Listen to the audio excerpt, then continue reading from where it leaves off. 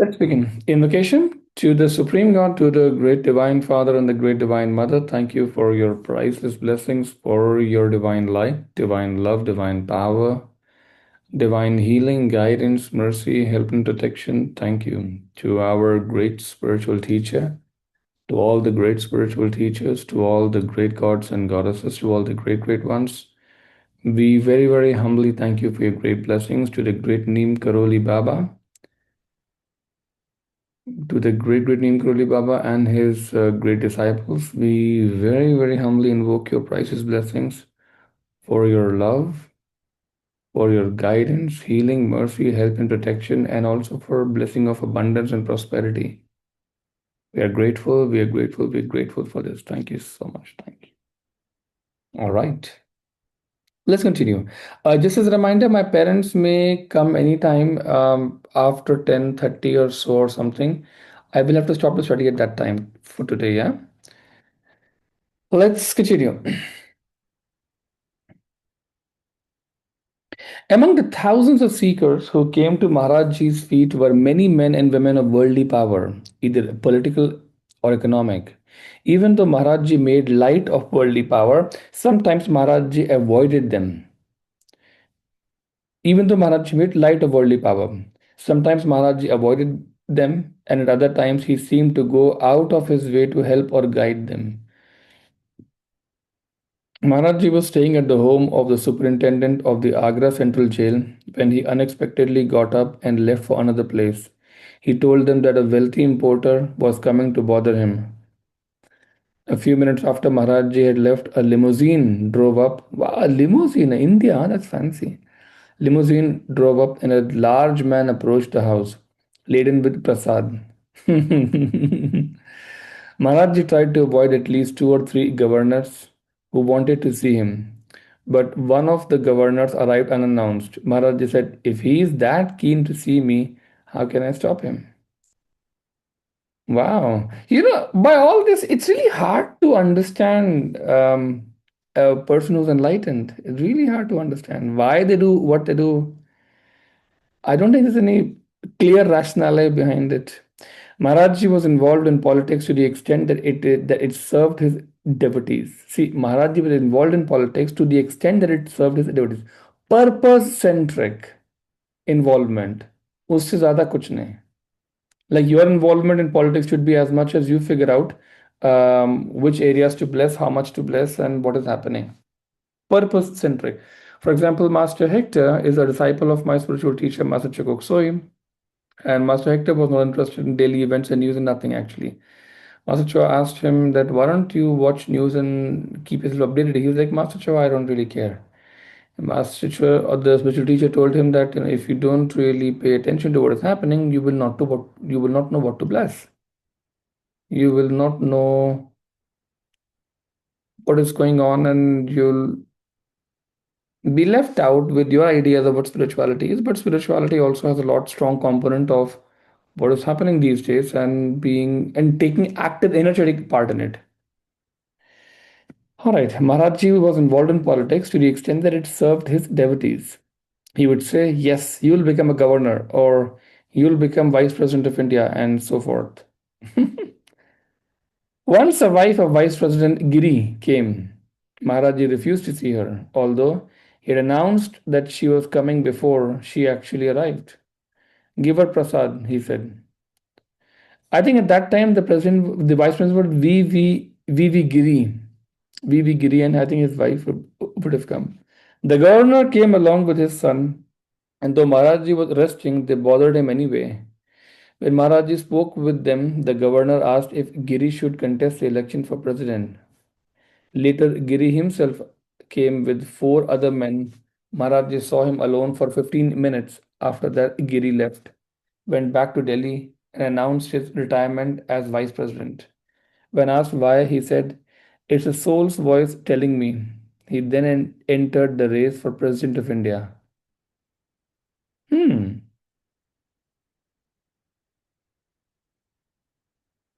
Oh, what? Later, Giri himself came up with four other men.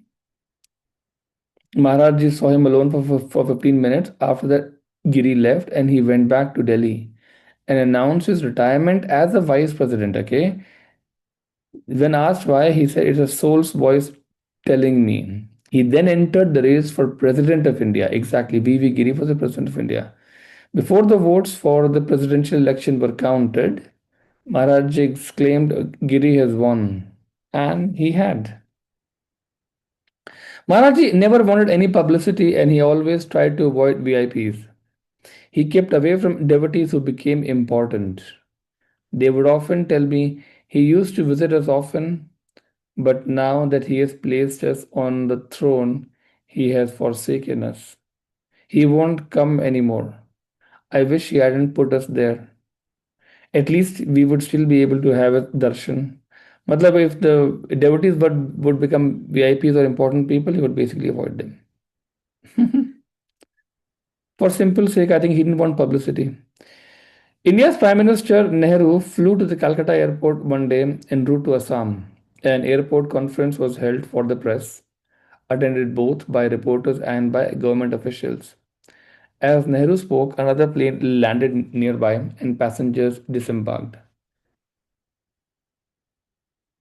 A few minutes later, Nehru noticed that his audience had shrunk and some of the people had made their way to the newly arrived plane. Nehru questioned his advisors, the closest of whom was an old devotee of Maharajji. He told Nehru Baba that Baba Neem Karoli was on that plane and the plane was rushing to have and these people were rushing to have his darshan. Nehru expressed great surprise and said, India is fortunate indeed if there exists a saint so great that people will leave their prime minister to see him. Wow, that's great, yeah.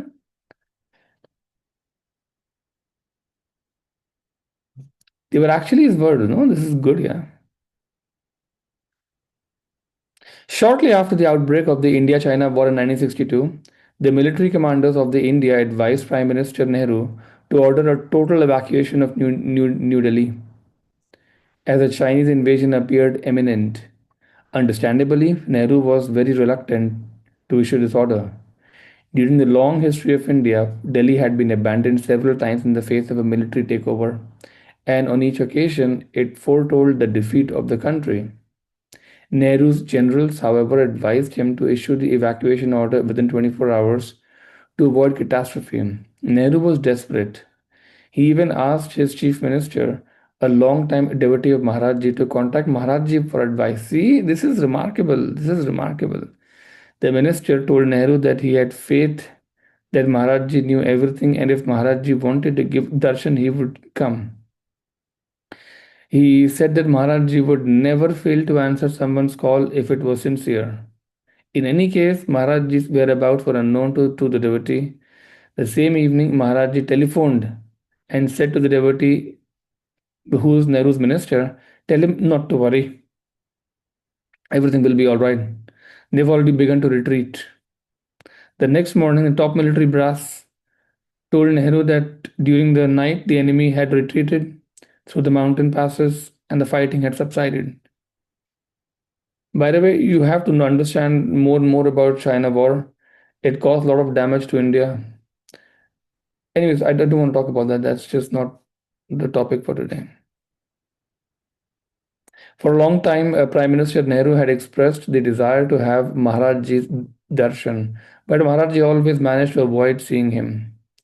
One day, a close friend of Nehru, who was also a devotee of Maharajji, appeared to convince Maharajji to meet him. Maharajji said he'd come to the Prime Minister's residence, but he warned that there should be no ceremony or fanfare on his behalf. During Nehru's last days, Maharajji used to say, Nehru is a good man. He worships God internally. He doesn't make much of it. See, Nehru is a good man. I mean, a great master is saying here. What do other other people who say Nehru ji is not good, not good, that is somehow doesn't hold much value anymore. Mujib's brother came. This man did not know if his brother Mujib was living or dead. Most people thought he was dead, but Maharaj said, don't worry, your brother will come and he will come like a king. And so he did to lead the formation of Bangladesh. Wow, that's beautiful. One day, an ordinary man came to see Maharajji simply in order to have his desire fulfilled. He wanted to be a minister. Maharajji said, "Okay, you will be a minister. Take prasad and go." One day, many years later, see, an ordinary man, he wanted to be a minister, right? Maharajji said, "Okay, you'll be a minister. Take prasad and go." One day, many years later, I was alone with Maharajji in the room at Kenchi. For hours, we were alone there together, and he was deep in some samadhi, spiritual trance state, when suddenly he called out a man's name. 15 minutes later, a car with a flag drove up to Kenchi with some government minister. I told Maharajji, who said to give him prasad and call him in. That man came in and said, Maharajji, once I met you. You told me that I would become a minister. Now I've become a minister. It is due only to your grace. Before taking the post, I felt I should come here and take the dust of your lotus feet. So I've come here for your darshan. Then I will assume my post. Wow, this is beautiful. Yeah.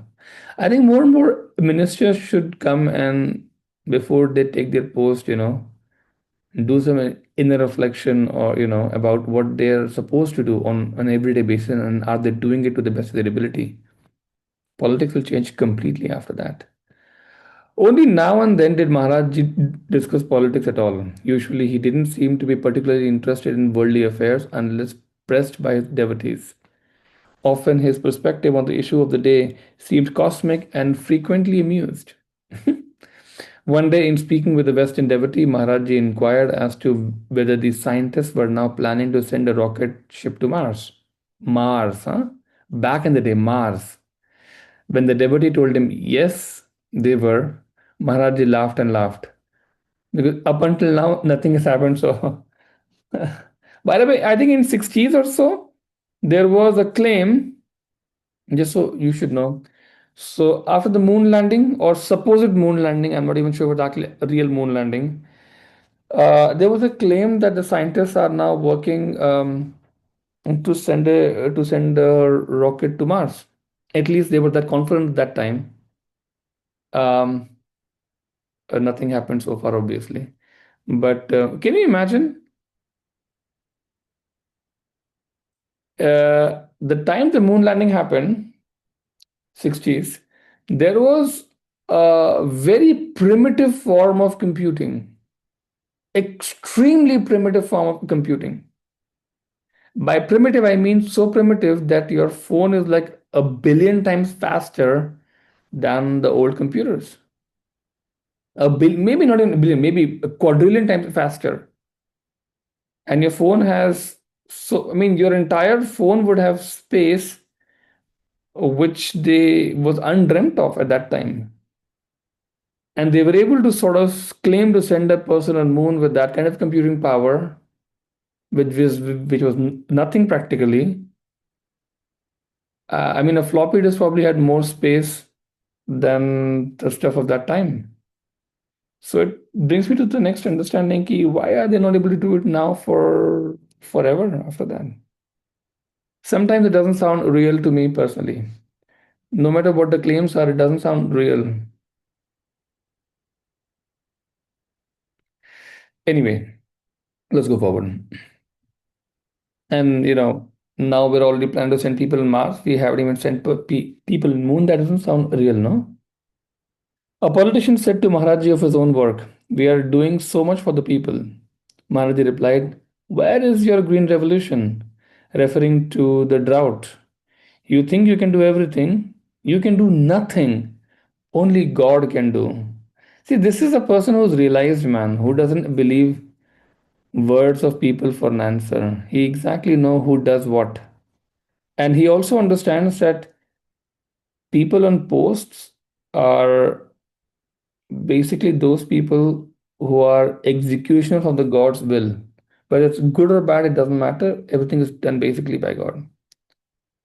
Oh, I see somebody's feedback. Nidhiji's feedback. Maharajji was the one who sent me to pranic healing. He blessed me and showed me the path of pranic healing. Hence, I got introduced to the blood. That's interesting. That's very interesting. Welcome to the great school, by the way. Did you met him personally by any chance, or how is it? Okay, so it was like a inner guidance. I understand. Wow. Let's go forward. A politician, this is done. Maharajji, though he expressed favor for India's independence, said the British were good at heart. The British were good at heart. Interesting. Of course, British did some very horrible thing, I agree. But for most things, Britishers were good at heart. And I agree with that also, personally. And by the way, do you know that they were actually fair? For example, it is said that the movie Lagan was actually based upon um on a very real match which actually happened between India and Indian so-called players and English so-called players, right? The problem is that the Britishers, it was not for abolition of tax for sure. It was not for that, okay? But just a match. And to be fair, the English Empire or whatever the English officers actually called for very fair judges who were not going to take sides with English people. This was at their level of fairness, by the way, and very, very respectable actually. Let's go forward. 25 years ago, a few of us were sitting with Maharajji, and he said about Pakistan India partition. Wow, wow. You will see. One part of Pakistan will be with India. One part of Pakistan will be with India.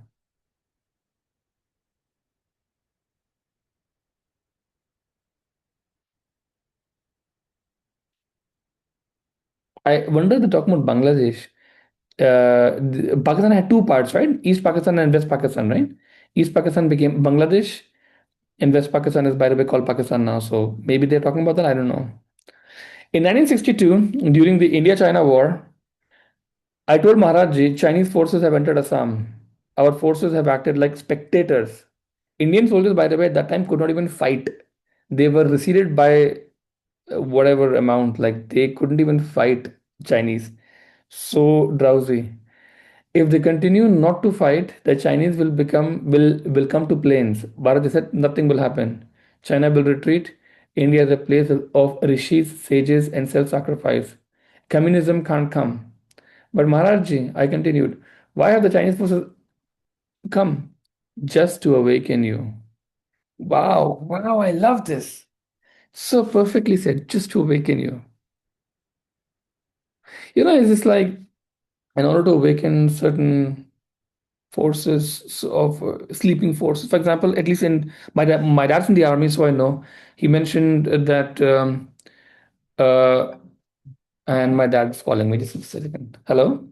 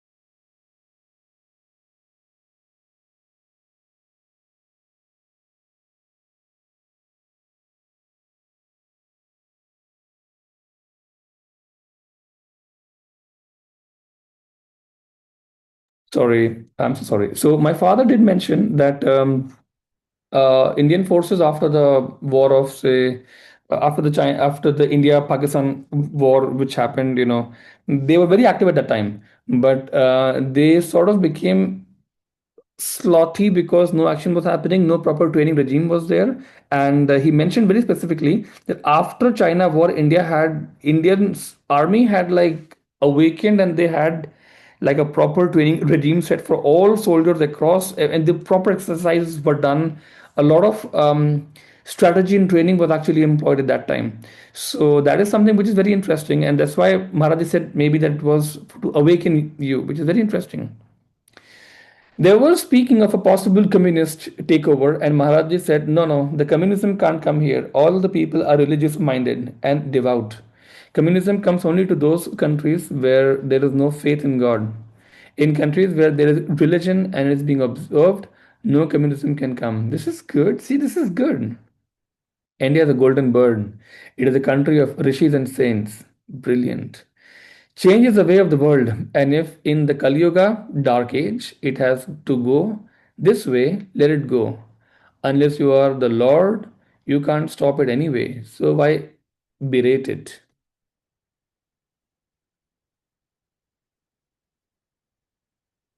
Maharaji as God. Wow. Although Maharaji protested that only God could do, that he could do nothing, many of the devotees saw him an identity with God. So in him an identity with God. There are so many classes of saints and sadhus. Maharaji was the saint of a different. So I have to stop the study session right now. My parents have already come. Sorry, just give me. We'll continue with this study session next time, and I am sorry to cut it in between. Take care. Let's do a closing invocation to the Supreme God, Divine Father, Divine Mother. Thank you for your great blessings. Thank you, thank you, thank you, thank you, thank you to our great spiritual teacher, to all the great spiritual teachers, to all the great gods and goddesses, to all the great, great ones. We very, very humbly thank you for your great blessings. We thank you so much. Thank you, thank you, thank you. To Neem Karoli Baba, we thank you for your blessing. Thank you. See everyone. Take care. God bless you. Bye bye. Bye.